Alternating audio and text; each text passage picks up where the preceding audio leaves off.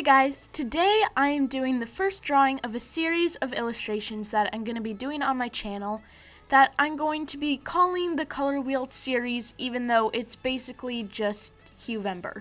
So I talked about this a little bit in my last video, but in case you didn't watch it, I will explain it real quickly again. Basically, this series is going to be me doing a drawing for every color on this color wheel. So I'm starting at the very top with this yellow greenish color, and I decided to do a tree because trees have leaves and leaves can be yellow green. Honestly, I didn't put too much thought into it, but I got the idea and I really wanted to try it out. In the end, I was pretty happy with this piece because I actually spent time rendering the background. Like, it is just a bunch of tree branches, so it's not super complicated, but later you'll see that I add actual like texture and shading to the bark, so I think that helped make it feel like a person in a background rather than a person in a weird painted splotch.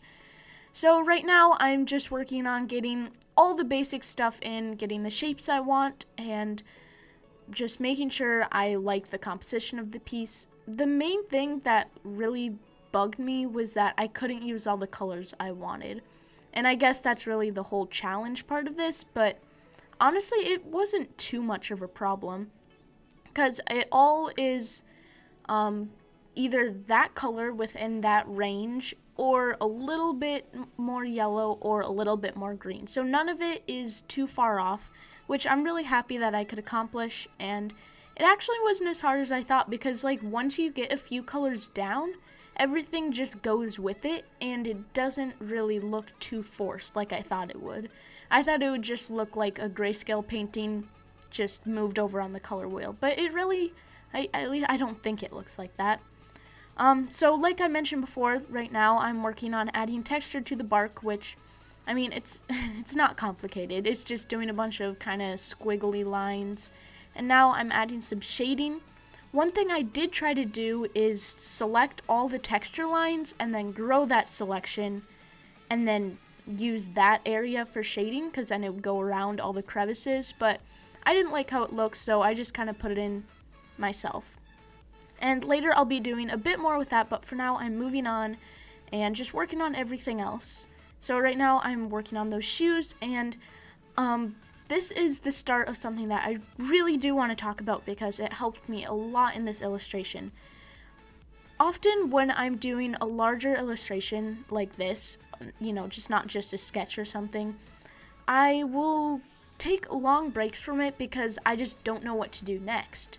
So what I did is I saved this image to my computer and then sent it to my phone. So before I finished, like before I started working on the shoes, about that point, I sent it to my phone so I could look at it without being tempted to edit it or anything. I looked at it and then I had a piece of paper and a pencil and I wrote down a list of everything I wanted to do on it, every single thing. And then I started working on it again back on my computer, and I always knew exactly what to do next, and I knew where I was going, and then I could compare what it looked like before and after, and it really helped me be a lot more productive. So if you're ever working on a drawing and you're wondering like what in the world you're supposed to do next, maybe just take a break from the actual drawing and think about what you want to do. So a lot of things that I had on the list were really simple, like add more detail to the leaves, or render the shoes, or add more detail to the hair, but it just helped me keep going and not just take a break because I was like, before I would get so confused, like, oh, what am I even supposed to do now? Because I know it's not done, but I don't know what to do next.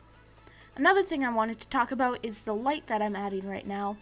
This is a technique that I have tried to use many times, but I've never really quite gotten a handle on it. And I think that's because before I would just like draw in the circles and maybe lower the opacity, but I didn't blur them at all. And when I tried it this time, it worked instantly and I realized why it looked so unnatural before. So this is the finished illustration of the first drawing of my Color Wheel series. I hope you enjoyed watching it, and I will see you next week.